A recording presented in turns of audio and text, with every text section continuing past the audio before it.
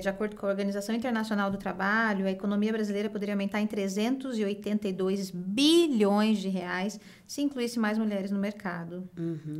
Por que está tão difícil ainda da gente promover essa equidade de gênero se a gente está vendo que eu sei, a gente talvez seja obrigado pelo ESG, seja obrigado por todas essas condições, mas por que ainda é tão difícil para a gente promover isso? Eu acho que essa resposta tem muitas pontas, assim. Mas tem mais uma pergunta que eu queria juntar. Junte. É por que a gente não está mais querendo esse formato? Porque tem isso, na pandemia, 8 milhões de mulheres foram demitidas, né? É um número... A maioria, se eu não me engano, é preta, negra, exatamente. Né? Bizarro, é um número bizarro, para dizer o mínimo. Mulheres pretas, inclusive, ganhando menos, assim, Sim, sendo menos. mais demitidas. E aí, o que responde diretamente à sua pergunta é: a lógica do capital não acolhe mulheres. Principalmente quando a gente fala de tempo, trabalho doméstico e filhos. Que a gente tem uma carga que ainda não é dividida.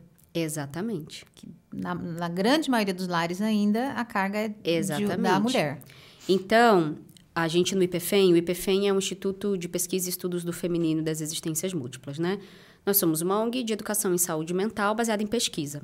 Então, a gente fez uma pesquisa grande no comecinho da pandemia, que foi assim, sabe essas coincidências que você não explica?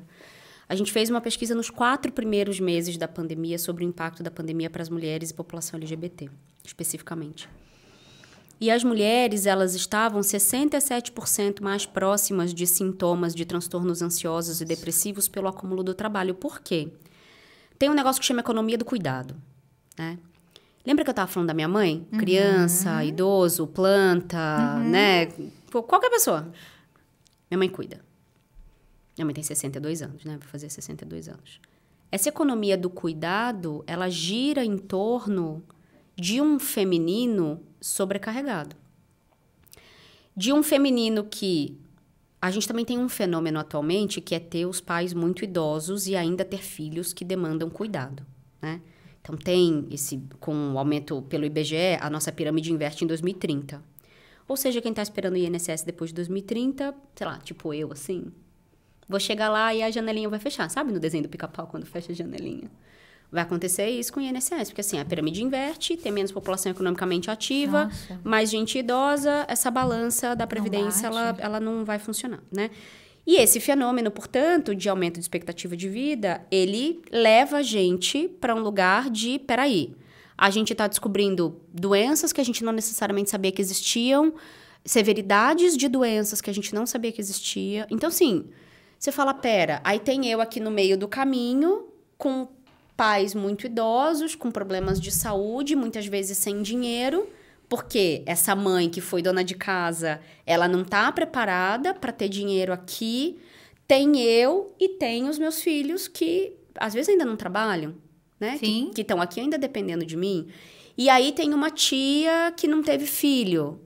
E aí eu vou olhar para essa tia. Tem um tio... que tem ali uma dependência química. Tô falando de casos reais, que a gente vê em clínica todo dia. Sim, sem dúvida. Né? E aí, tem esse pai, a gente tá falando de 5 milhões e 300 mil crianças que não têm o nome do pai na certidão no Brasil. Mas esse país foi um país fundado sobre a exploração dos corpos pretos e indígenas. Então, a instituição pai não existe nesse país. É por isso que a gente fica procurando pai. Né? É só você lembrar como foi o Pelé, como foi o Senna, o Ronaldinho. Essa é uma brisa minha, tá? E aí a gente transfere para político. Né? A gente fica procurando um pai. Todo mundo que se apresenta como um pai ganha relevância.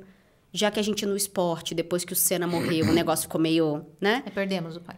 Perdemos o pai, porque assim, o Senna reunia ali todas as características de coragem, virilidade, sabe? Superação de coisas e de humanismo, sabe assim? Sim. De jeito de falar, de bondade, etc. Que acabou, mas também o Senna viveu fora da internet, né? Então, antes que falem qualquer coisa, também sou fã do Senna, tá bom? Sim. Mas para toda a personalidade que viveu fora da internet, eu me pergunto se a reputação seria tão blindada, Beleza. Exato, como são as reputações em tempos de internet. Então, o nosso tempo, ele conta muita coisa pra gente que a gente não tá muito preparado pra saber. A gente precisa inventar um jeito de existir, porque Eu costumo dizer que tirando o sol que sobe, o sol que desce, e a estação que sucede, todo o resto foi a gente que inventou. Então, por que a gente não pode inventar um outro negócio? Eu não vou estar aqui para ver, você não vai estar aqui para ver, mas eu gosto de pensar que eu faço parte de alguma coisa no tempo, né? Nesse sentido. Então, quando a gente fala de economia de cuidado, essa pesquisa do IPFEM lá do começo da pandemia mostrou que essa mulher, ela não conseguia fazer reunião às 11 horas da manhã. Porque ela tinha que fazer comida, porque ela estava com um filho na escola e ela tinha que entrar às 6 horas, 7 horas da manhã, junto com esse filho para ter aula. Ela não conseguia fazer a reunião das 9, ela não conseguia fazer a reunião das 11. Aí ela tinha os remédios dos pais idosos à tarde. E aí você fala, mas e aí como que a gente faz? Então, são coisas muito incompatíveis. Então, também tem isso. Aí tinha empresa que falava assim, então não marca a reunião às 11 da manhã para as mulheres. Você fala, não, mas todo mundo tinha que estar fazendo comida na casa dela. É que geralmente ela não tem outra pessoa. E aí sobra para ela. Né? Então, olhar para isso e como é que a gente resolve isso? E aí, a proposta de um trabalho híbrido ou de um trabalho 100% remoto, ela vem muito nessa esteira, já é uma realidade. Aliás, eu fiquei que nem o sticker do Michael Jackson comendo pipoca no começo da pandemia, porque eu vi empresas que há 20 anos me diziam, não dá para fazer home office, as pessoas não vão trabalhar. Viraram em 15 dias. Sim. Porque não dá até ter que dar. Até o dinheiro dizer, ou dá ou não tem dinheiro. Você fala, então tá bom, então agora dá. Então, é querer, não é? É decidir. Tudo é sobre decidir. E aí, a gente não consegue, a dinâmica não consegue acolher, porque essa mulher não tem uma creche pública de qualidade, uma única creche para colocar 3 filhos. Às vezes ela consegue, mas é uma em cada lugar num horário diferente. Então, não dá para a gente pensar árvore, tem que pensar floresta. Empresa consegue resolver muita coisa, mas se você não tem estrutura social, a gente vai ficar correndo atrás do rabo. Então, de novo, não dá para deslocar para a empresa toda a responsabilidade de todas as coisas. Com certeza. E aí parece até aqui que eu tô falando, o empresário sofre no Brasil. Eu falo, gente, calma. De que empresário que a gente tá falando? A gente tá falando do banco que aumentou o lucro na pandemia, ou a gente tá falando de quem tem uma franquia no shopping e tá endividado porque fechou por 2 anos, sabe? Então, tudo depende de que empresa... tem uma música que a Elis cantava, que é O Brasil Não Conhece o Brasil, né? Que é o Brasil com S, o Brasil com Z não conhece o Brasil com S. É assim que a letra é estruturada. Então, é muito Brasil, é muita empresa, é muita realidade. Então, não tem uma fórmula de segurança psicológica que vai atender todo mundo. Mas eu encontro algumas transversalidades, né?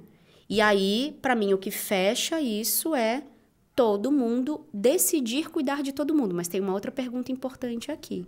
A gente quer conviver?